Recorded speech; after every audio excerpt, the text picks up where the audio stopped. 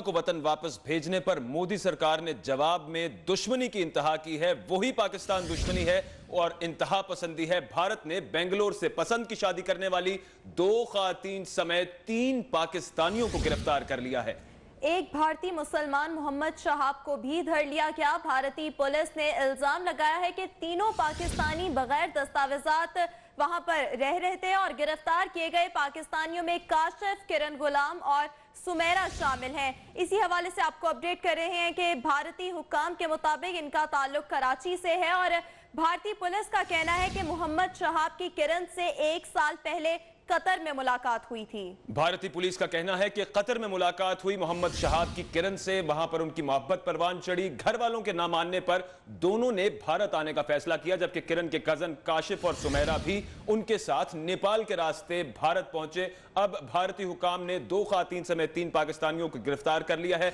जहां गुज़श्ता रोज Islamabad high court ने पाकिस्तान की हुकूमत ने भारतीय नारी उज़्मा को वतन वापस भेजा है, वहीं आज इस प्यार मोहब्बत का जवाब भारत ने दिया है कि आज 2 खवातीन समेत 3 पाकिस्तानियों को गिरफ्तार किया गया है और यह इल्जाम आयद किया गया है कि इनके पास मुकम्मल दस्तावेजात मौजूद नहीं है। भारतीय हुकाम का कहना है कि गिरफ्तार किए गए अफराद से अब तफ्तीश भी की जाएगी। भारतीय बेटी उज़्मा को वतन वापस भेजने पर मोदी सरकार का जवाब इंतहा पसंदी की सूरत में सामने आया है। भारत ने बेंगलोर से पसंद की शादी करने वाली 2 खातून समेत 3 पाकिस्तानियों को गिरफ्तार किया है। ये नेपाल के रास्ते भारत दाखिल हुए थे।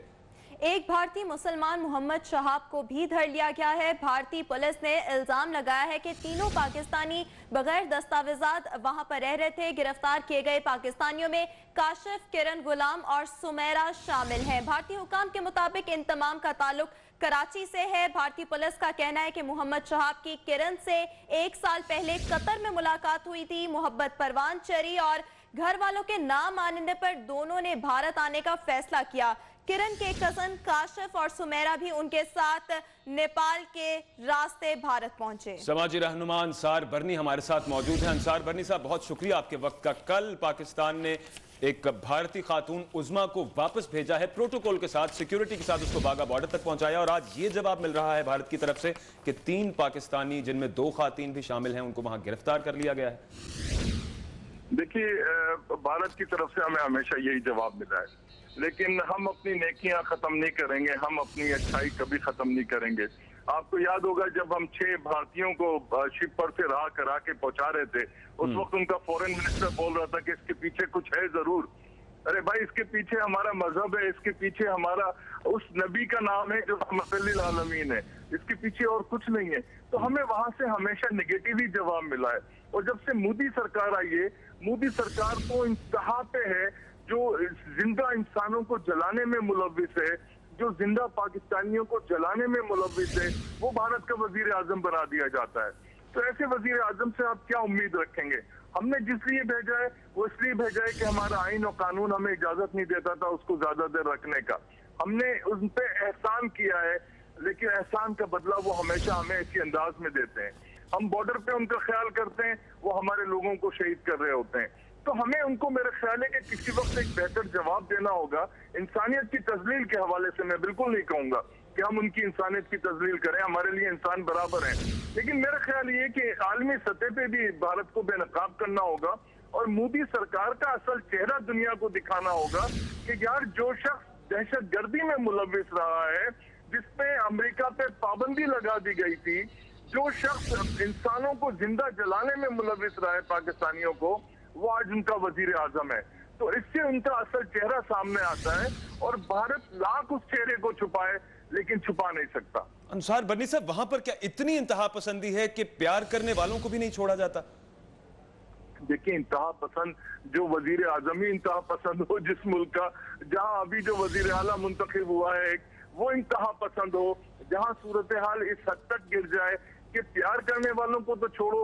आपने देखा होगा अंसार बरनी ट्रस्ट जो कोशिशों से एक बच्चे को लाया वहां से, कितने महीने उस बच्चे को वहां पे रखा गया और बड़ी मुश्किलों से पाकिस्तान हाई कमीशन ने भी उसमें किरदार अदा किया और उस बच्चे को लाया गया। वहां पे इंसानियत की कदर मंजिलत ही नहीं है। वहां गाय ले जाने पे जहां इंसान को ज़बह कर दिया जाता हो, वहां जहां पे गोश्त रखने पे इंसान को मार दिया हो, एक जानवर के लिए इंसान को कत्ल कर दिया गया हो, वहाँ जो सूरत हाल एक गंभीर सूरत, अभी मेरे पास दो बच्चों की आई है जिनकी उम्र 4 साल और 5 साल है।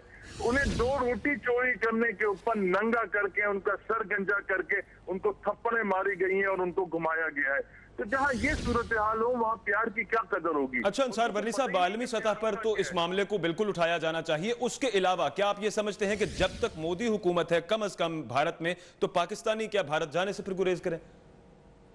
देखो भाई, आपने बड़ी खूबसूरत बात की, बहुत खूबसूरत बात की, खुदा की कसम दिल खुश हो गया। करना तो हमें यही चाहिए। ऐसे मुल्क हम जाते क्यों हैं? ऐसे मुल्क हम जा क्यों रहे हैं जहाँ की सरकार को इंसानियत, इंसानी हुकूक का इल्म ही ना हो, जहाँ जिनको ये पता ही ना हो कि इंसानी अजमत व वक़ार होता क्या है। हमारे यहाँ आप देखिए, हम उनके लोग रहा करा के भेजते हैं और जवाब में हमें कुछ और मिलता है। लेकिन हम अपनी आदत भी नहीं बदलेंगे अगर वो अपनी आदत ना बदलें। हमने अच्छा करना है, हमने दुनिया को बताना है कि हम दहशतगर्द नहीं, हम पे दहशतगर्दी मुसल्लत की गई है। उनका तो एक सरकारी मुलाजिम आता है, उनका तो एक फौजी ऑफिसर आता है नाम बदल के, और फिर कहा जाता है कि वो बेगुनाह है। फिर वो आलमी अदालत में जाके साबित करने की कोशिश करते हैं कि गलत पकड़ा।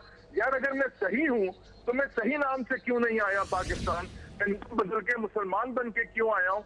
इससे बड़ा सबूत हमें जरूरत भी नहीं है।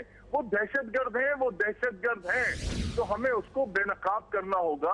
और मैं ये अपील करूंगा पाकिस्तानियों से, जब तक मोदी सरकार है, मेरा ख्याल ये है कि भारत जाने से गुरेज करें। अच्छा अंसार बर्नी साहब, ये बताइएगा कि जितने मुसलमान वहां पर मौजूद हैं, क्या वो भारत छोड़ दें? क्योंकि मुसलमान होना भी फिर एक तरह का जुर्म ही हो गया। देखिए, मुसलमान होना कभी जुर्म नहीं होने देंगे। हम सब उनके साथ खड़े होंगे। दुनिया में जहां भी ज्यादती, खाली मुसलमान की बात नहीं है, बात इंसान की है, जहां भी ज्यादती होगी हम उसके साथ खड़े होंगे। वो वहां के शहरी हैं।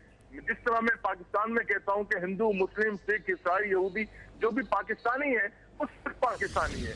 तो जो मुस्लिम वहां रहते हैं मेरे नजदीक वो सिर्फ भारतीय हैं, और उनको अपने हुकूक के लिए खड़ा होना होगा।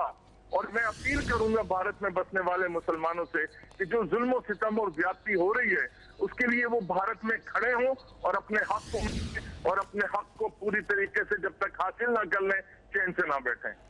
अच्छा अंसार बर्नी साहब, ये बताइएगा कि जब भारत में मुसलमान पकड़े जाते हैं तो क्या आपको उन्हीं मसाइल का सामना करना पड़ता है वहां पर उनको छुड़वाने के लिए? मेरे ख्याल है कि वहां जितना मुश्किल होता है, देखिए यहाँ तो एक अंसार बर्नी है, भागता फिरता है, दौड़ता फिरता है, लोगों को छुड़वाता फिरता है उन बेगुनाहों को जिनकी सजा पूरी हो जाए। मसलन हमारे मुल्क में, पाकिस्तान में, जब किसी भारतीय शहरी की सजा पूरी हो जाती है तो अंसार बर्नी ट्रस्ट उसके लिए उठ खड़ा होता है और उसको उसके मुल्क, किसी भी मुल्क का शहरी है अगर मेरे मुल्क में और उसकी सजा पूरी हो गई है तो हम उसको भेजने की कोशिश करें। लेकिन भारत में जो सबसे बड़ा प्रॉब्लम है वो ये है कि वहां पे इंसाफ नाम की चीज नहीं है। वहां सजा पूरी हो गई है, उनको बंद रखा हुआ है। वहां पे सजा पूरी हो गई है, उनको फिर भी जुल्म सितम के पहाड़ तोड़े जा रहे हैं, उनके लिए मुश्किलात पैदा की जा रही हैं। अच्छा, अगर आपने किसी को रखा हुआ है जेल में तो उसके माँ बाप को, उसके भाई बहनों को, उसकी बीवी बच्चों को वीजा तो जारी करें, एटलीस्ट वो जाके उससे मिल तो लें, अपने प्यारे को देख तो लें।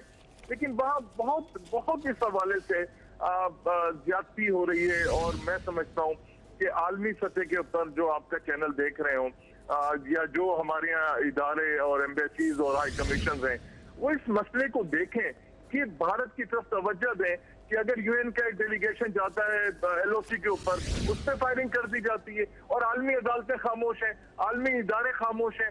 हमारी बात ना भी हो, हम ज्यादती ना भी करें तो हम पे चढ़ दौड़ते हैं हमारी हर बात। एक केस के अंदर हमें आलमी अदालत कहती है कि जी उसका दायरे इख्तियार नहीं है जब जहाज हमारा अगवा होता है और गिराया जाता है, और दूसरी तरफ जो है एक शख्स जो अपने आप को मुसलमान बना के आया, जब उसकी बात होती है तो आलमी अदालत को इंसाफ नजर आ जाता है। तो ये जो एक डिस्क्रिमिनेशन है, ये जो मैं किसी गैर मुस्लिम की बात नहीं करता, मैं बात करता हूँ इंसानों की। और जब इंसानों की बात होती है तो फिर इसमें वो क्यों डिस्क्रिमिनेशन करते हैं? अच्छा अंसार बर्नी साहब, ये फरमाइएगा कि जो इल्जाम लगाया गया है इन तीनों पाकिस्तानियों पर कि ये बगैर दस्तावेजात के वहां पर रह रहे थे, इसलिए इनको गिरफ्तार किया गया है, जांच पड़ताल की जाएगी कागजात की, तो आप क्या समझते हैं, क्या पैगाम देना चाहेंगे पाकिस्तानी सफारत खाने को, क्या हेल्प हो सकती है इनकी? देखिए, इसमें जो सबसे बड़ी चीज ये है कि ठीक है, उनसे अगर ये क्राइम सरजद हुआ है और उनको पकड़ा गया है तो वो कोई मुजरिम तो नहीं है। वो अगर गैर कानूनी तौर पर वहां पे थे तो कोई भारतीय उनको लेके गया था, तो भारतीयों को पकड़े ना। पाकिस्तानियों को क्यों पकड़ रहे हैं? जो लेके गया है, जो इश्क लड़ा के उनको वहां लेके चला गया है, अगर उसकी गलती है, उसकी ज्यादती है, तो इन पाकिस्तानी खवातीन को फिलफूर इन्हें पाकिस्तान हाई कमीशन के हवाले कर देना चाहिए, क्योंकि ये शादी करके गई हैं, ये गुनाह करके नहीं गई हैं, ये भाग के नहीं गई हैं, इनको ले जाया गया है। अब तरीकेकार क्या था इनको ले जाने का, वो भारतीयों को पता है कि वो क्यों लेके गए हैं और कैसे लेके गए। तो इनको मेरा ख्याल ये है कि मैं समझता हूँ कि पाकिस्तान का हाई कमीशन, मैं उनको रिक्वेस्ट करूंगा कि वो फौरी तौर पे भारत के हाई कमीशन से, भारत की फॉरेन ऑफिस से राब्ता करें और उनसे कहें कि साहब इनको हमें हैंड ओवर करें। ये पाकिस्तानी खवातीन है, शादी करके आई हैं, बहुत सारे लोग यहाँ भी रह रहे हैं, तो क्या हम सारे भारतीयों को गिरफ्तार करा दें? अगर वो ये चाहते हैं तो मेरे लिए तो मुश्किल होगी ये बात कहना कि सारी भारतीय जितनी यहाँ खवातीन शादियां करके आई हैं, बहुत सारे लोग इलीगल रह रहे हैं, तो हम सबको गिरफ्तार कर लें। हम हमदर्दी की बुनियाद पे कि यार इनको 10 साल हो गए, 20 साल हो गए, 15 साल हो गए, अब इनके बच्चे हो गए, तो चलो यार जहाँ इतने लोग खा रहे हैं ये भी खा रहे हैं। तो भारत को भी ये सोचना चाहिए कि ये आप आपस की जो आपकी लड़ाइयां हैं उसका बदला इंसानों से ना लें।